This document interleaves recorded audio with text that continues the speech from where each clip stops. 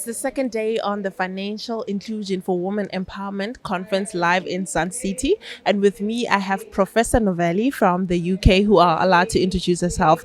Professor, can you please introduce yourself? Good day, everybody. My name is Marina Novelli. I'm Professor of Marketing and Tourism at Nottingham University Business School in the UK. And I'm also the Director of the Sustainable Travel and Tourism Advanced Research Centre at the University of Nottingham. Okay, Prof, you had a very interesting presentation, which I would like you to summarize for our audience who are not here in the conference with us. Can you please tell us more about your presentation?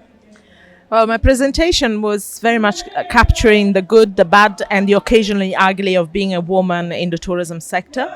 What I did, I drew on my own personal research and practice activities across the continent, because I've had the privilege of working and living in 27 countries in Africa, in over 50 destinations.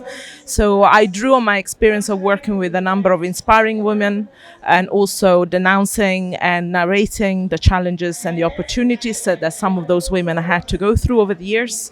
And obviously, having worked in the continent for over 20 years now, my presentation was pretty much a vehicle to bring a message, which is a message of a commitment to actually changing things. But if this commitment has to be powerful, and obviously the implementation of projects have to take place in a way which is meaningful and impactful, we need to work together. In fact, in the ugly part of my descriptions, I kind of called upon other women because very often what we experience as women is a lack of support from other women.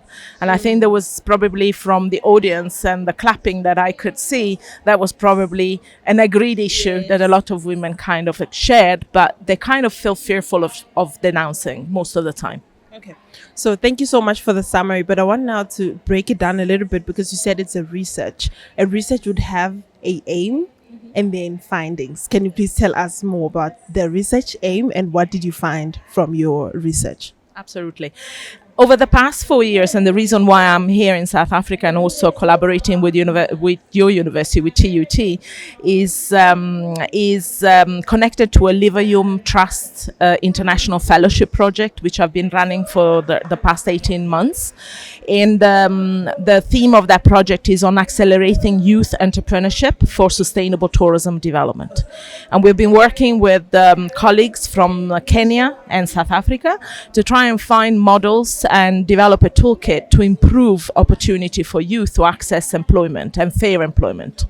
What the research found was that very often graduates and graduates from tourism and hospitality programs end up either being unemployed, underemployed, or worse, go and look for jobs in other sectors. Yeah.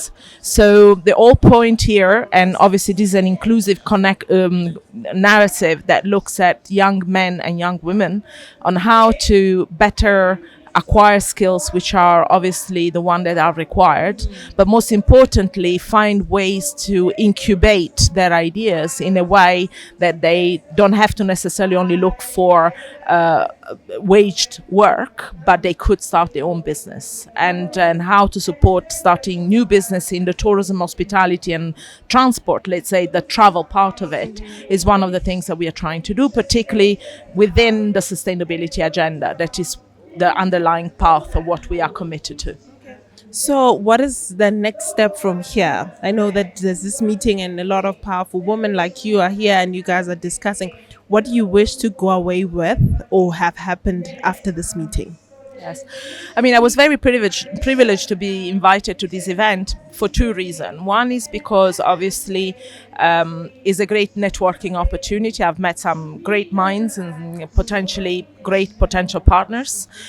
In fact, I've already connected with people from international organizations, other universities, and a number of other private and public and third sector organizations. So what I would like to take away from it, first of all, is the experience of listening to a lot of other inspiring women and men discussing the issues around women empowerment and financial inclusion, but also to be able not only to bring new contact away with me, but actually create contact also for my team and the wider university and the wider business school. In fact, for instance, I'm not a financial expert, and I've already connected with somebody who could be of great interest to a colleague of mine who is a professor of fintech and finance. So again, it's opportunity like this gives the chance to expand also the way you think and the way you look at issues, and again get ideas for new projects. Okay. Any closing remarks before we continue on our last second day? Well, the only remarks I could just say is that in terms of events like this, the most important thing is to spend the time reflecting on what we've been listening to. I've been doing a lot of reflection last night over what was actually said during the day, and again, I've got a million of ideas that have emerged just from day one. So I'm looking forward to more ideas emerging from day two, and of course, have a lot of fertile new grounds for new ideas and projects and collaborations. Thank you so much, Prof. That was Professor Novelli from the UK.